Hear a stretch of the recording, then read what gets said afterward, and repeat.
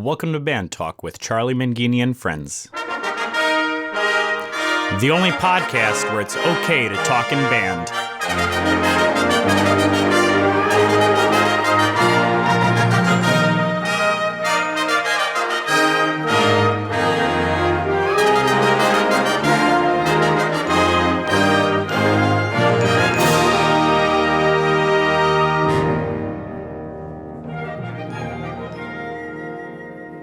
On this podcast, you will be able to hear conversations with some of the greatest names in wind band conducting, composing, and arranging. We'll also visit with great college, high school, middle school, and elementary band directors to get their thoughts on various aspects of being a band director. We'll have regular check-ins with instrument specialists, music dealers, and instrument repair professionals. And if that's not enough, we'll even have regular conversations with Dr. Tim, who will help keep us motivated. That's Band Talk with Charlie Mangini and friends. And now, here's Charlie. Welcome to Band Talk with Charlie Mangini and friends, and this our 22nd episode in this Band Talk podcast series. I'm so glad that you're taking time to give a listen. Today we have two more great conversations, and we'll start with another visit from Dr. Tim Lautzenheiser, where we talk about the importance the teacher makes in the classroom. And now, more than ever, during this COVID pandemic, the teacher is more important than ever. And with distance learning happening in so many schools, the teacher is the school. We're also going to chat a little bit about the new Essential Elements Band Talk podcast that I'm hosting with Dr. Tim, Paul Lavender, and Steve Smith. It really is a great resource for teachers. And it doesn't matter whether you're an Essential Elements user or not. I know you'll get a lot of information and a whole bunch of ideas to help you as you figure out how you'll teach your band this fall. That podcast is available on the eeiblog.com.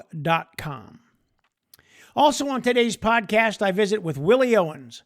Willie is a real dynamo, a great teacher, a great clinician, a guest conductor, and probably best known for the wonderful educational band music he writes. Willie shares how he got started in music and what got him from his roots in Gary, Indiana, to Texas. He has a fascinating story to tell. That's Band Talk with Charlie Mangini and friends. We'll be right back. Are you in the network? Do you get the advantage you deserve? For over 33 years, Kevin Lepper has provided marching shoes and accessories, concert attire and accessories, stick bags for beginners, sticks, mallets, drumheads, percussion ensembles, and so much more through his Advantage Network company. Directors in the know have been working with Kevin for years, and in addition to great products at great prices, they get the advantage of a personal commitment and communication from the man himself, Kevin Lepper. So become a part of the network. Advantage Network. Visit AdvantageNetworkInc.com. That's AdvantageNetworkInc.com to learn more. And don't forget to check out Kevin's Slapstick. It's the best one you've ever heard. Well, he's back for his fifth conversation on Band Talk with Charlie Mangini and friends. He's my dear friend, my dearest friend in the world. My coach, my mentor, my brother. He's Dr. Tim Lautzenheiser. Timmer, welcome back. Hi, Robo. How you doing, Charlie? I'm doing great, man. Thank you again for being on the podcast. It's been about a month since I've had you on, and so glad you're back. Well, thanks for asking me. It's always fun. So where have you traveled around the world in the past month? Well, I made it to Elkhart and back a couple times. We saw each other in St. Louis once, and that's been about it. Wow. You've been really going. Oh, man. I know. Well, you've been probably traveling the world virtually, haven't you? I mean, you've been doing a lot of speaking and appearances and things at various virtual kind of events. Well, as you well know, with the virtual world now, basically because as a result of the pandemic, I mean, you're open 24/7 now, yeah? Oh, yeah. Stores open, yeah. Yeah, they always know where to get you. Otherwise you're on an airplane somewhere, now you're a sitting duck. Yeah, I get it. Tim, I mean, you've done so many sessions. I mean, this time of year, you'd probably be out doing a keynote to teachers, or you'd be working with school bands, doing leadership sessions with those school bands. I mean, when right now, what's the message you'd be telling teachers if you're doing a keynote for teachers right now? What are you going to be telling them? Oh, I think, and it's a great question. Thank you for asking. Just how important they are in this whole thing. I mean, as you well know, it's the teacher that makes the difference, and particularly in our profession, it's the teacher that really makes the difference, because there's so much more to it than the curriculum itself. You're developing the culture, you're feeding the culture. So, man, if there was ever a time they were important in this mix, in this recipe, it's now. Wow. Yeah, they're actually holding all the cards to their own future, aren't they? Yeah, absolutely. I think that's probably always been the case, but now louder than ever, because there's no guardrails, there's no parameters now. You make it up as you go, because the environment's making it up as they go right now. That's a good point. Yeah, you kind of making it up as they go. Yeah. So let's put on your director's cap for a minute, and you're sending a message out to your students, to those parents. What things need to be included in that message?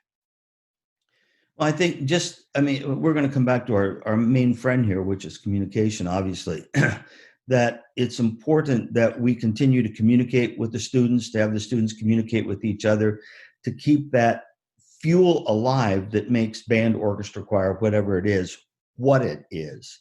Because that part we can still keep going. We can still do that virtually. I mean, we may not be able to sit down in a room with 160 kids or whatever, but the communication, we still have avenues to get those tributaries of the source, for sure.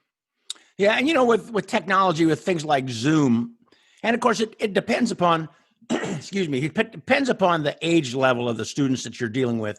I mean, communicating with younger kids, there's got to be more excitement. There's got to be less content and more, this is really fun and I miss you, and you're sounding better and you got to keep practicing. But as they get older, they can actually contribute a little bit more to the conversation, can't they? I mean, so having an opportunity to maybe doing like a Zoom call with your student leadership and talking and getting them to talk and soliciting their ideas. I mean, you were mentioning about, there was a band in that you mentioned that they're having their students get a hold of other students to help recruit.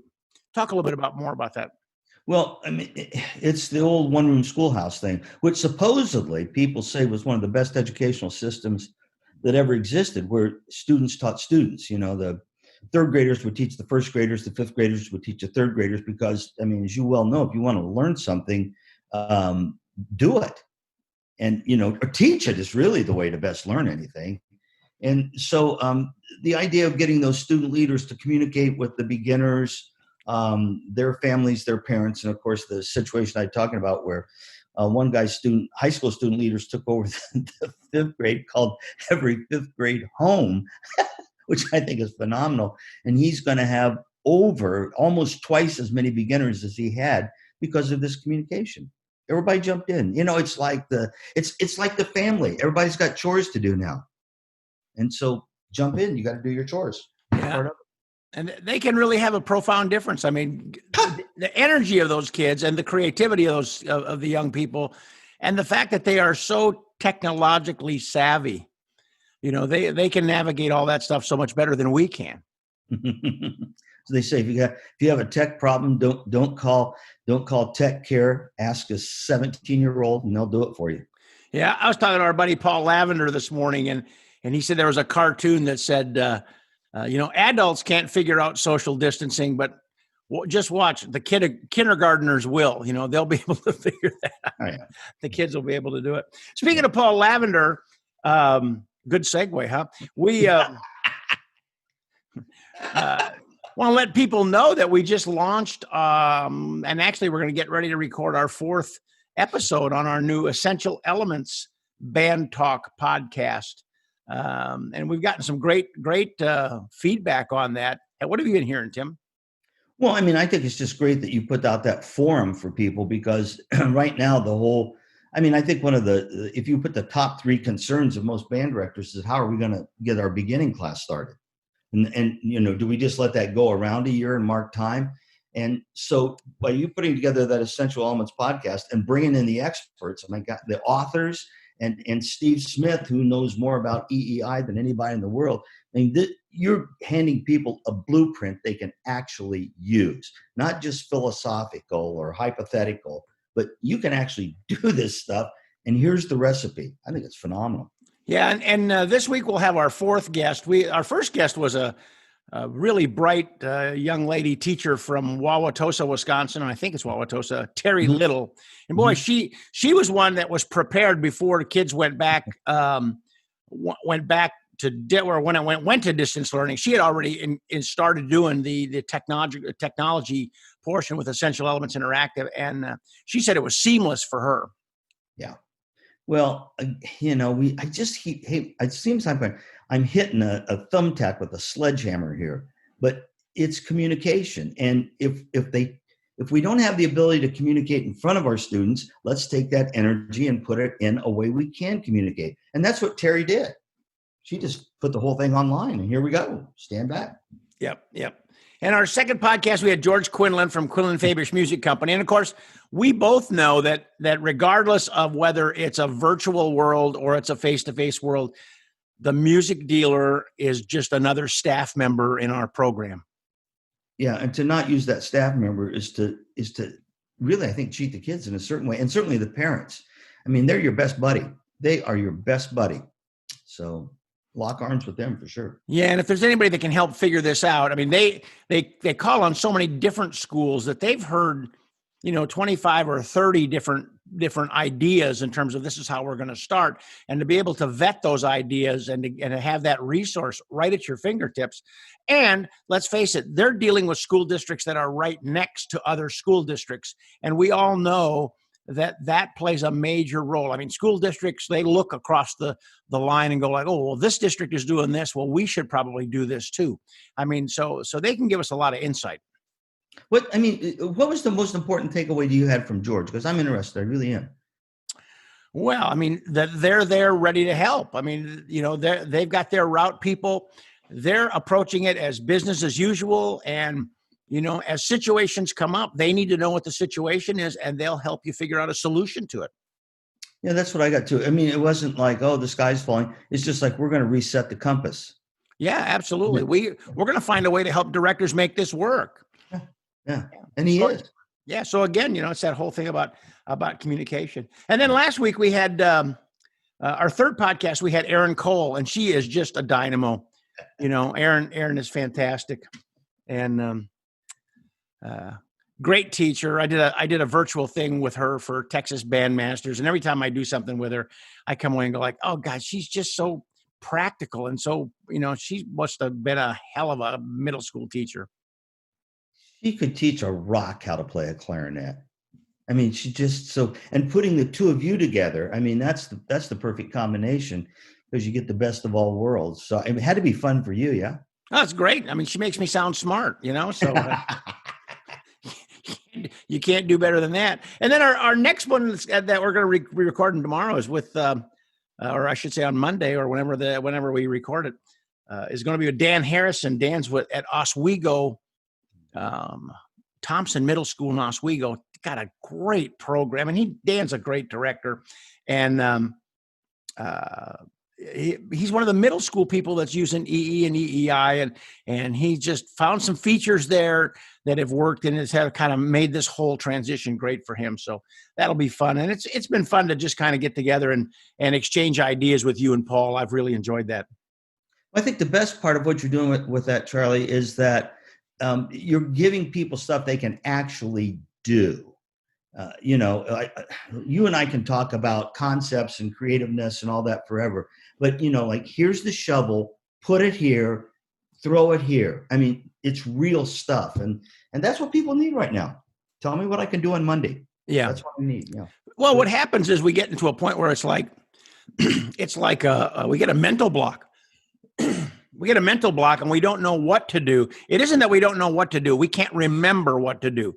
Yeah. There's all that information that we have in our head. And so to have a forum where you can get other people providing information, that spurs a thought that I had, which is an idea I need to do. And, that's how you kind of do it, Yeah, that's like when I get a new gadget or something, and it has the information book, how you make this work. I don't want to read that book. I just want the thing to work.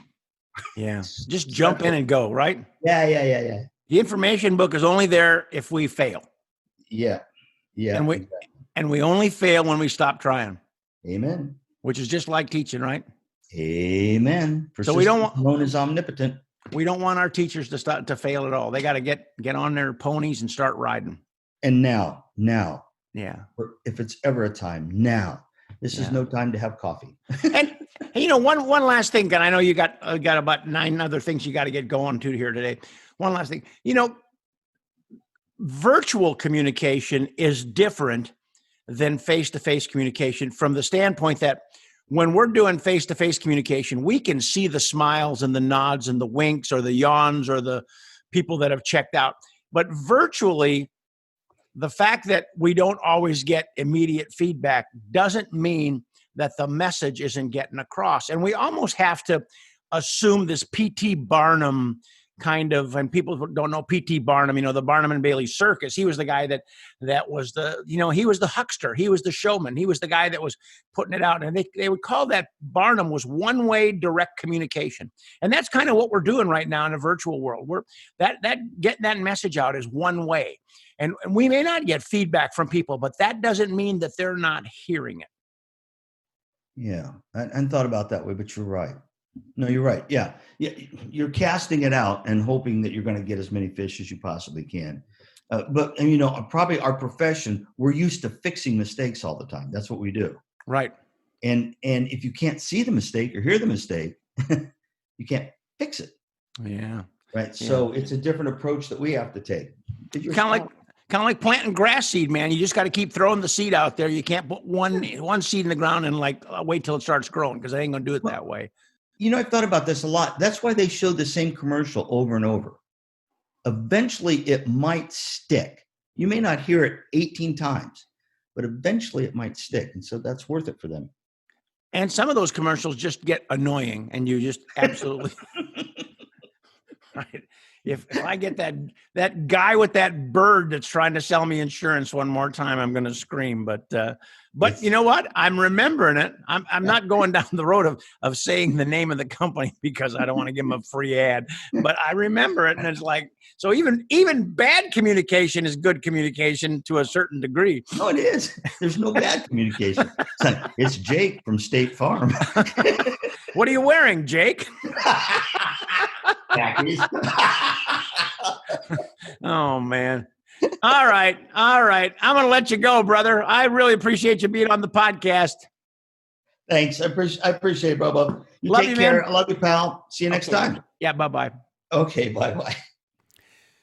As I've mentioned before, I've known Dr. Tim since 1971, and he continues to carry the torch high and bright for music education. Listening to Tim talk about the importance of a teacher is so powerful and so spot on. Dr. Tim was one of those teachers who really made a difference for me. He was a game changer. Like so many of you are game changers for your students. Oh, they may not be old enough or mature enough to have thought through what you're doing for them. And for sure, they probably have never articulated it to you. But someday they will. And for now, you're just going to have to know that their continued participation, their hard work, their smiles, those are the things that will let you know you are making a difference. Keep on keeping on, teachers. Believe in what you're doing and why, because you are making a difference in the lives of young people and their families through your teaching and the power of music education. We're going to be right back with our conversation with Willie Owens. Today's podcast is made possible through the support of Hal Leonard, publisher of the Essential Elements Method for Band and the Essential Elements interactive website that is free for Essential Elements users. Essential Elements Interactive, or EEI, is a state-of-the-art, cloud-based support program that is constantly evolving to provide you and your students with more information and resources to help them learn and have fun while doing so. To learn more about EEI, visit essentialelementsinteractive.com. Well, if you've ever had the opportunity to be around our next guest, I'm going to tell you, you will never forget him.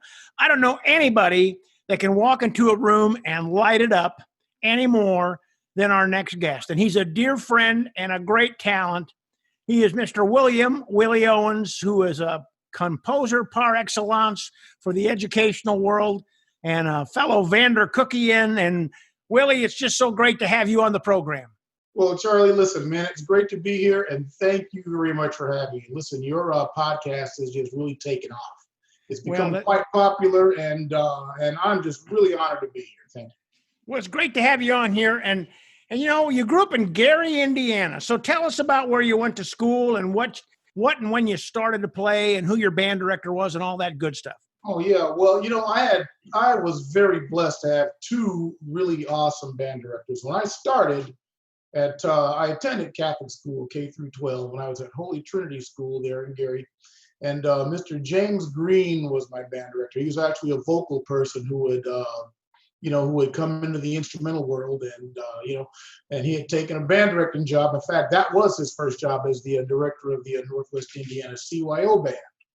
So I got my start from him, and he was just really awesome, very generous, very giving, very influential, and just really took me under his wing, and I basically became his special project. And I appreciate that to this day.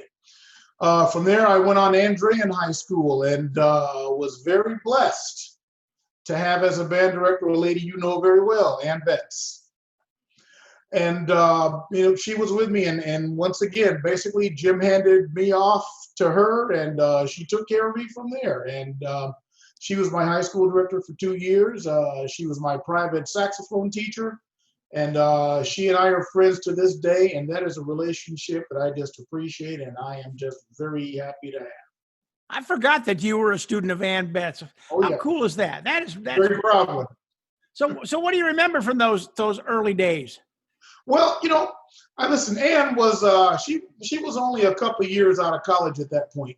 And she was just a really intense band director. She was a great player. She was a great teacher, and she just loved everything you did. That's everything she did. And that's what drew me in. I mean, I would sit in rehearsal and I would just watch this lady. And as a 14, 15-year-old, intuitively, I could just tell this lady just really loves what she does. And that really drew me in. And it was at that point, after just spending so much time with Ann, listen, okay, I'd like to do what this lady's doing. This is just really cool. She just made it look awesome. She made it look a lot of fun. And just her whole approach was just very, very inspiring. So from there, then, I guess she's the reason why you went to Vandercook. Oh, absolutely. In fact, the funny thing, she would look at me and say, no, listen now, when you go to Vandercook, it wasn't, these are your options now. I went here and it's a great school to recommend that. The very first time I heard of Vandercook was from Ann. Now, when you go there, when you attend, it wasn't, wait, are you thinking about being a band director? Are you thinking about being a musician? No, when you go to Vandercook, that's how she'd say it. And Ann played in the North Shore band under John Painter at the time. And they had an event, in March, which they referred to as the March Festival. And I would go watch my band director perform as a musician in this really great North Shore band. And I'll tell you what, that just added to the experience. And from there on, and she was my director for 2 years. She left Andrean after a couple of years, but the relationship continued. I took lessons from her, and I continued to attend these events with her. And all the whole time, now when you're at Vandercook, you're gonna do this. You're gonna run into this person. You talk to this guy. You talk to that lady. These people will help you. And I just followed her all the way to Vandercook, and then before I knew it, here I was. When I first stepped into the doors of Vandercook, there was nothing strange about it. I had known people. I had gone to Vandercook functions, the high school recruiting meeting they'd have every November, and I'd gone to 3 of those. So when I walked in, I knew everybody. It was cool. I was home. Yeah, well, I taught for 23 years at Vandercook, and And of course, it was way after the time you were there. Not that you're that old, but it was way after the time you were there. But I realized early on that there was no one alum of Vandercook who was any more passionate about the college than you were. So what made your days at Vandercook so special and so memorable? Well, again, I absolutely love the place, and it started my sophomore year when I would attend these high school high school recruiting sessions. They would have the Vandercook Symphonic Band would play, and they would have the master classes, by the various teachers, and students at Vandercook at the time would take us on tours around the campus. They take us outside, they take us like Grant Park, Giordano's Pizza, that kind of idea, and just got us really fired up, not about the school, but about Chicago. And it was just a really very hands-on, intensive experience, and that's what I loved about it. I mean, it was just so personal.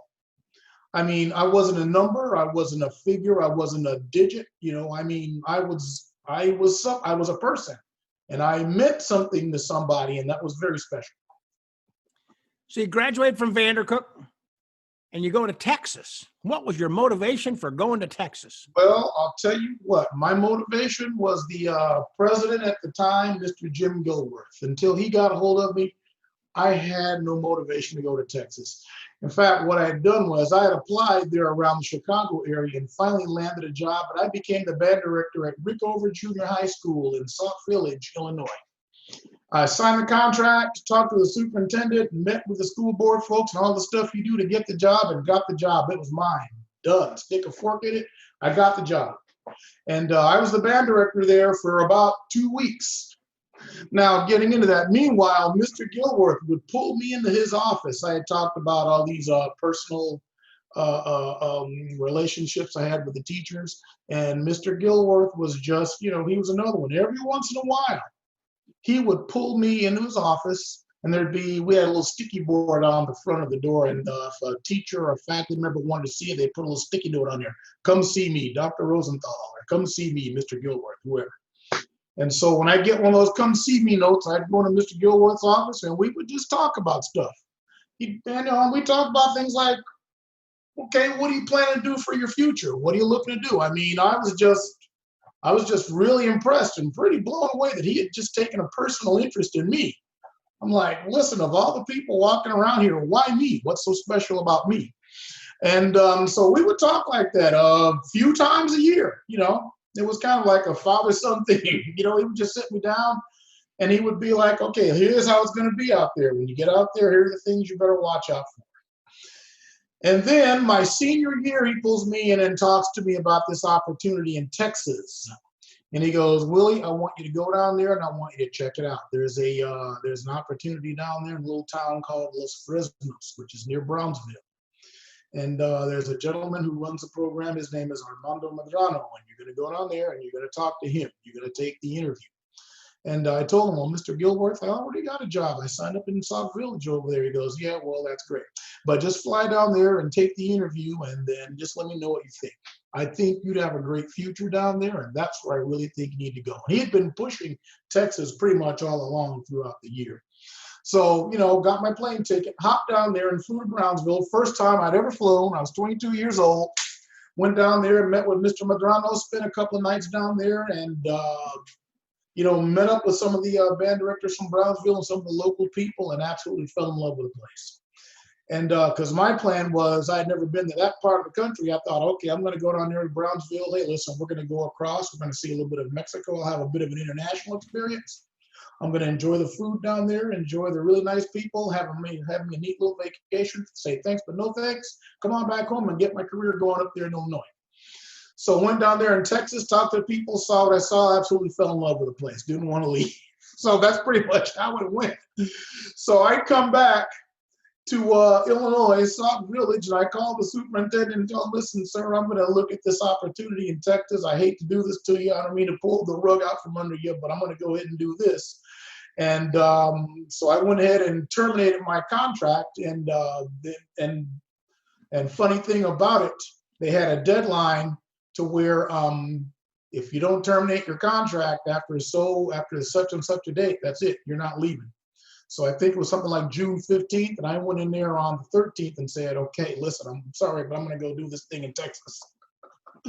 So I did this, and that's how I wound up down there. So I had no aspirations to go to Texas. So for that, I thank Mr. Jim Gilworth. And I taught down there for 30 years.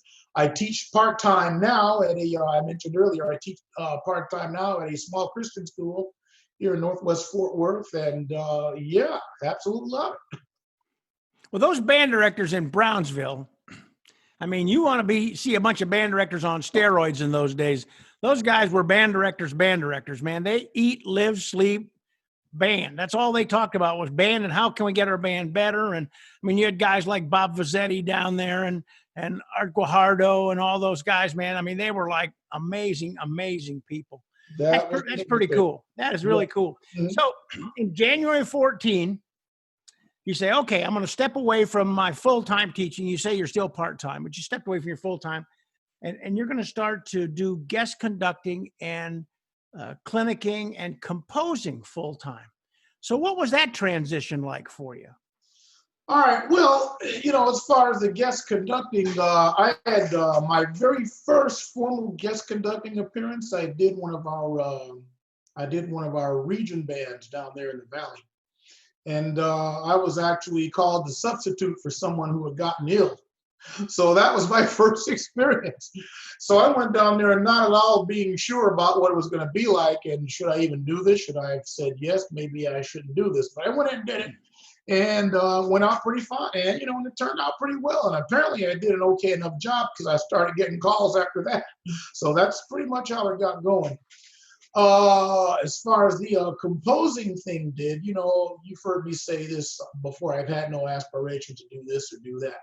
But all I wanted to do after leaving Vandercook was just be a gung-ho, 6A, take no prisoners band director. That's all I wanted to do.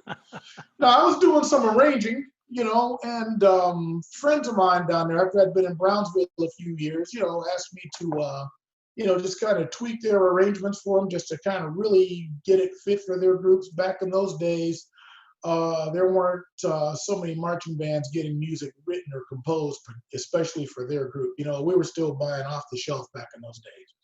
And so I would take some of these off the shelf arrangements and arrangements for these and just rearrange for these groups who might not have had, ideal instrumentation. And so I got thinking, well, listen, if I can do so much arranging, composing is just the next step, so I can think about it hard enough and come up with an original melody and, make that work. And the arranging thing was going pretty well. I was doing it as favors for friends of mine, and then they started offering to pay me for the work. And I thought, well, hey, that's pretty cool. But then I just got thinking. I was teaching middle school at the time. I was a middle school assistant. I was teaching a second year, 7th grade band, and got thinking, well, back in those days, there just wasn't a whole lot of viable literature for that age level. And so I got thinking, well, if I were going to write something for a group of my level, I would do this and do that. And that's pretty much how the composition thing got going. And I wrote myself a little march for my group that I call Leaders of Tomorrow, tried it out, and it worked pretty well. And that's how I got going. That's great. Well, you've done a lot of composing since you started writing back around 1993 when you first started composing. Yes, sir. And it's well before you retired from your full-time teaching gig. But so let's forge ahead here. So I'm a high school band director, I'm a middle school band director, elementary school band director.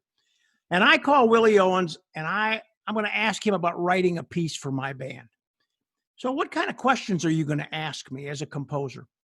Okay, well, first I'm going to just basically ask you now, tell me about your group, tell me about your instrumentation, and the main thing I'd like to know is how difficult do you want to go? Would you like to go with a grade 1 or a grade 2, grade 3, grade 4? And then the next thing we'll discuss is, what's the style are we going to do? Is it a celebratory piece? Is it a dedicatory piece? And generally what what clients tell me is, I'd like it to be of whatever style we want, dedicatory or celebratory. We got a great teacher who's retiring, and write something that way. And basically just do what you do. I never got a whole lot of, I like to hear this in it. I like to have that, or I'd like to have that. So it's pretty much, we go over general idea of what genre we want. And then after that, it's pretty much left up to my own devices.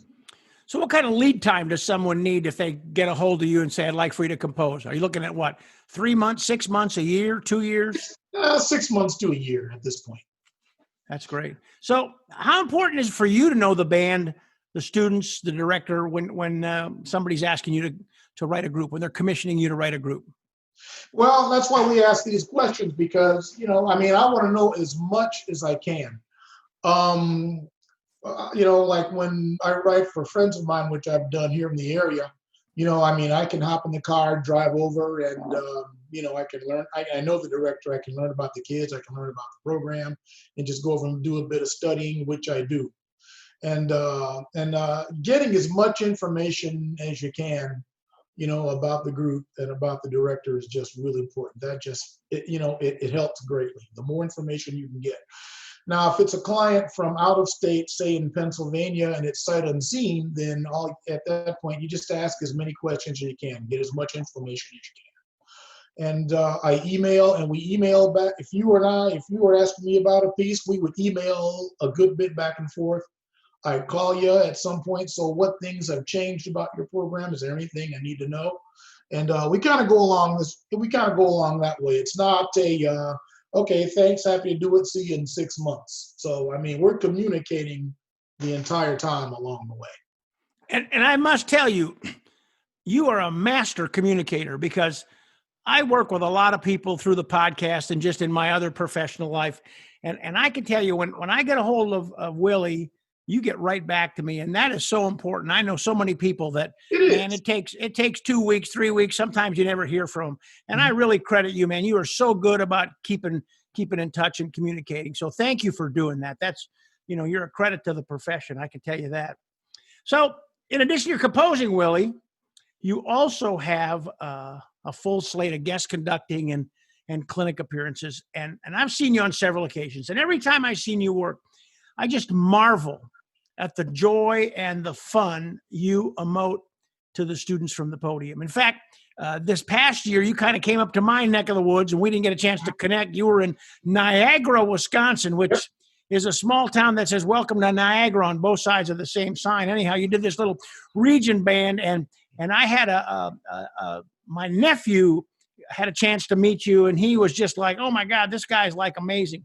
Oh, I didn't know that. Wow. Okay. Yeah. So cool. Has that always been a part of your DNA that you marvel at the joy and the fun and the joy and the fun that you have when you work with kids? Well, here again, I'd like to say I inherited that from Ann. I just watched that lady do what she did so well and loved what she did. And, and I always thought, listen, I want to be like this lady. And even today, I ask myself, okay, how would Ann handle this in some situations?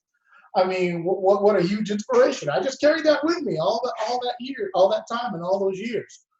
And, and it really is a great time. I just get out there and I love what I do, and it energizes me. When you get around all these young people, they charge up, they fire you up, they energize you.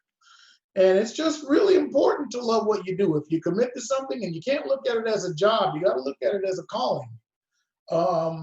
Zig Ziglar, a great motivational speaker from here in Dallas, used to always say, if you love what you do, you'll never work a day in your life. And that is so true. And the way, since I've, since I left Vandercook, the way I've seen it, I've been on one big vacation for the last 3 decades. That's great.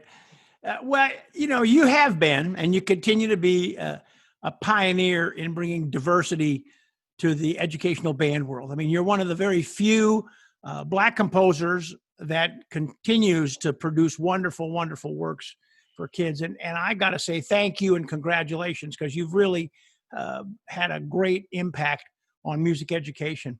So what sparked your interest in writing? You talked a little bit about it earlier, about doing some arranging, but when did you realize you had that talent to arrange and to compose? When did that spark kind of ignite?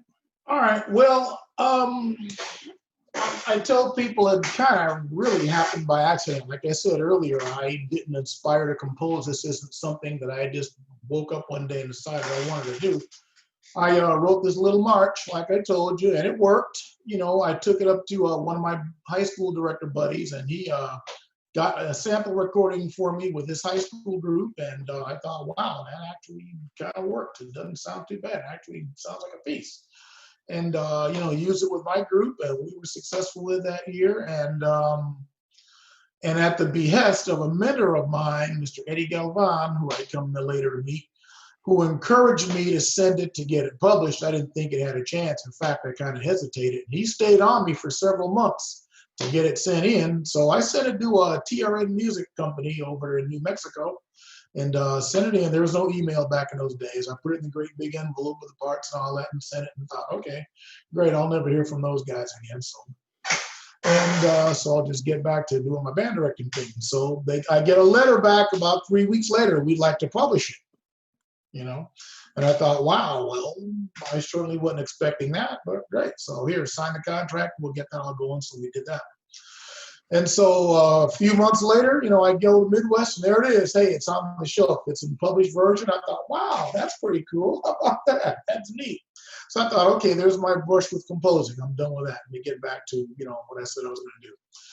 And then later on, TRN, they sent me another letter. Jim Wiley, who was the editor, the chief editor, can you give us 4 more pieces? And I thought, man, it was all I could do to give you the one. So, I just got busy and sat down and to this day, I can't tell you how I did it, but somehow I came up with 4 more. And that's how we got going. And that started my 13-year relationship with TRN. Wow. So we're in a period in our life right now that, the world is changing so fast. Yes. And this is a perfect opportunity for us to increase the diversity that we have in music education, to encourage more young people to start writing, to start giving gifts, to start teaching, to start influencing the world via music. What kind of recommendations would you have? Let's say that you're teaching high school and you got a group of kids out there. What would you be telling them in order to say, hey, carry the torch here. Here's what you need to do. Okay, well, what I do is the best way I found, to communicate with people is, I never mentioned it in terms, I suppose I could have in retrospect, but never really mentioned it or addressed it in terms of diversity or we got to get more Black people out there doing this or more Mexican people or more Asian people out there doing this. The best way I found was just go out there just as who I am. These are the cards I was dealt. This is who I am. And just be the very best example I can be. And that's pretty much the way I've done it. And when I've sat down with young folks of color and they would ask me and I would just tell them, listen, just do what I'm just going to go ahead and tell you, do what I did. Listen, you just get out there and just work hard and just be the very best person you can be, and don't quit. Obstacles are going to get thrown at you and you just got to be bulletproof. When you get knocked down, you get back up and you keep going. You brush yourself off and you go again. Okay? You can give out once in a while, but never, ever, ever give in. You keep going. That's great advice. That's truly great advice. Yeah. So if you had some time to spend with a composer from the past, any composer, who might you want to spend some time with and why, and what would you talk about? Well, I'll tell you what. I was looking at that question earlier, and that was a very interesting one. And I thought about that one for a minute. And here's who I would spend it with, Vaclav Nelhybel. Now, let me tell you a little story. He was one of our guest conductors for Mecca when I was at Vandercook. This would have been back in the mid-'80s. And I got the privilege of actually escorting him around Chicago. And it was my job that day to get him settled in his room, in his hotel room, and then just basically take him around town and just and show him the sights. There were certain things he wanted to see. And so, I took him sightseeing, went to all the places he wanted to go to. We wanted to see Merchandise Mart. So we went over there and walked through there. We walked up and down Michigan Avenue. And the entire time, I asked him questions. I asked him about his composing career. And I asked him I asked him the questions that, that young people would ask a composer. What inspired you to write such and such a piece? And I was with him probably about 8 hours that day. The poor man, I talked his ear out. He had to have been sick of me by the time I got back. But, he was incredibly gracious and just really, and just very giving of just lots of information. And very sharing with his personal life. He was a refugee from one of Hitler's death camps. He came to the U.S. after that experience and went to work as a composer. And he did some radio work. And and we talked a good bit that afternoon. I mean, I was surprised with just how open and how personable he was. And you asked, who would I talk to nowadays? If I could, I would speak with him again, and I'll tell you why.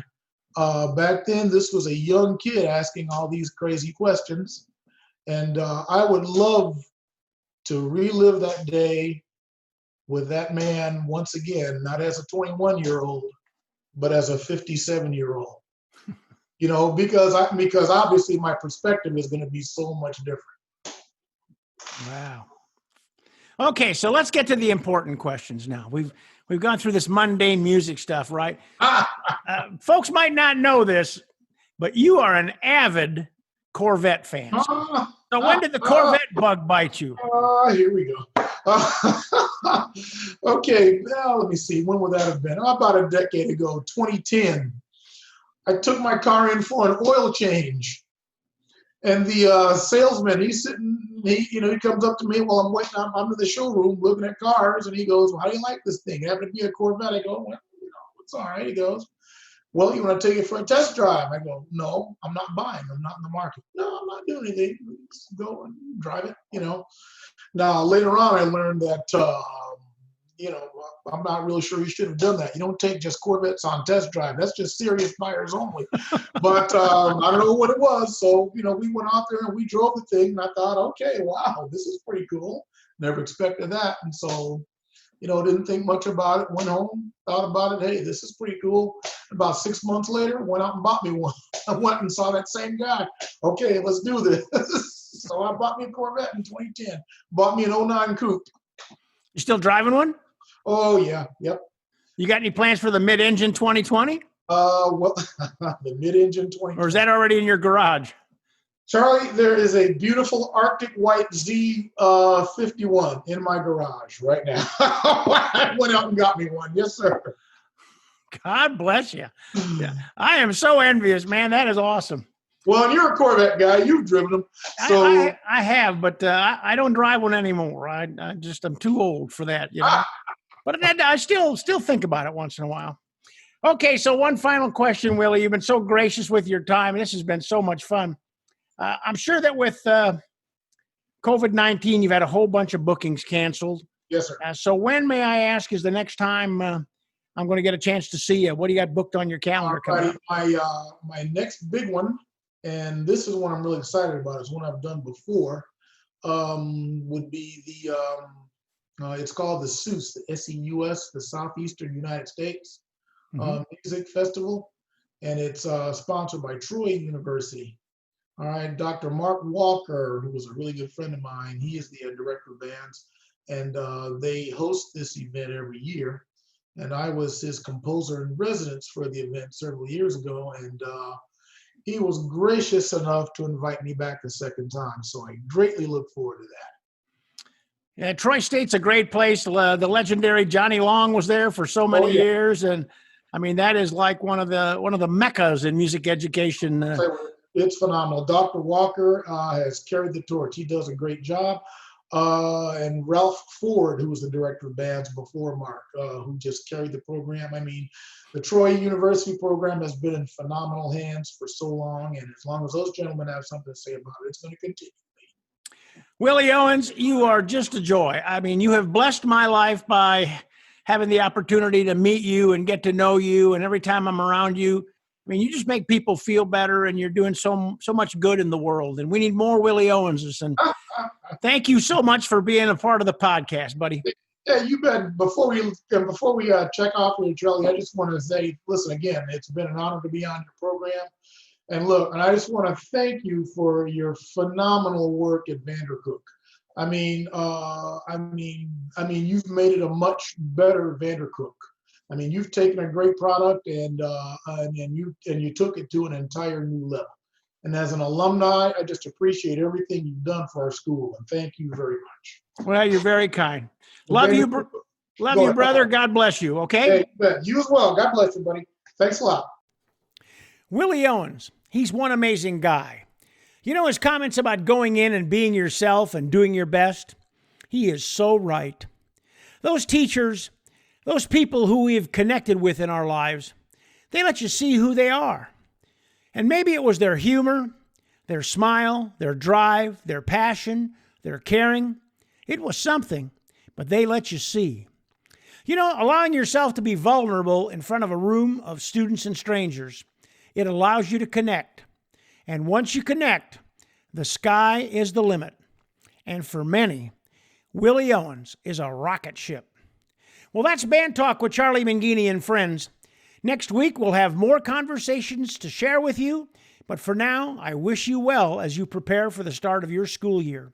And I know that you will give it your best shot. I wish you well, and as always, thanks for listening. Thanks for listening to Band Talk with Charlie Mangini and friends. If you would like to send a question to Charlie or have a comment, please send an email to bandtalkcharlie@gmail.com. We hope you will let your colleagues, students, and friends know about Band Talk with Charlie Mangini and friends. Thanks for joining us, and we look forward to being with you again soon.